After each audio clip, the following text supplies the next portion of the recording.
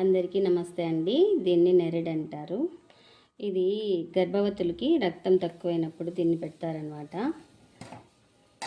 ఈ విధంగా దీన్ని తినాలనేది నేను ఈ వీడియోలో మీకు చెప్పాలనుకుంటున్నాను.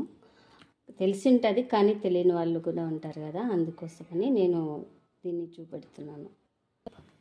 ఈ విధంగా నెరెడును బాగా కాల్చుకోవాలి.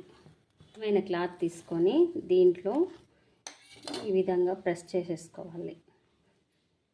అంటే రక్తంలాగా వస్తుంది, దాన్ని చూసి అనకూడదు. మొత్తం ఈ రక్తం అంతా బాగా పోయేంత వరకు ఈ విధంగా అదుముకోవాలి, ఒత్తుకోవాలి. ఇది ఇంకా పచ్చిగా ఉంది కదా, అంటే దీంట్లో ఇంకా రక్తం ఉన్నట్లు అర్థము.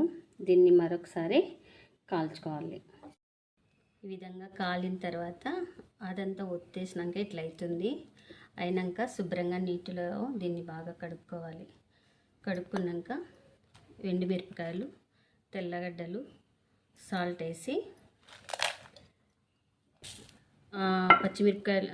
మిరపకాయలకి బాగా మిక్స్ అయ్యే విధంగా దంచుకోవాలి. అలాగవుతుంది. దీన్ని ఇట్లయినా తినచ్చు, లేదంటే ఇది ఇష్టం లేకపోతే ఆయిల్ కొంచెం వేసి వేపుకొనైనా తినచ్చు.